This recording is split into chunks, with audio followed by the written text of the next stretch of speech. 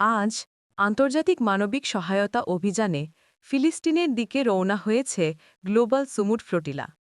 এই ফ্লোটিলা নিয়ে গেছে খাদ্য, ওষুধ ও প্রয়োজনীয় সরঞ্জাম। তবে ইসরায়েলি নৌবাহিনী বেশিরভাগ জাহাজকে আটক করেছে। বিশেষজ্ঞরা বলছেন এটি আন্তর্জাতিক আইনের আলোকে বিতর্কিত ঘটনা। যাই হোক, একটি জাহাজ মিকেনো গাজার উপকূলের কাছে পৌঁছাতে সক্ষম হয়েছে, আলহামদুলিল্লাহ। এটি গাজার জনগণের জন্য মানবিক সহায়তা পৌঁছে দেওয়ার একটি বড় ধাপ।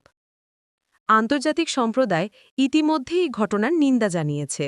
আয়ারল্যান্ড, ইটালি, স্পেন ও তুরস্ক সহ বিভিন্ন দেশ ইসরায়েলের পদক্ষেপের বিরুদ্ধে প্রতিবাদ জানিয়েছে এবং আটককৃতদের মুক্তির দাবি তুলেছে। এই অভিযান মানবিক সহায়তার প্রতীক হয়ে উঠেছে।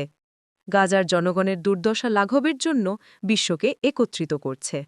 ইনশাআল্লাহ।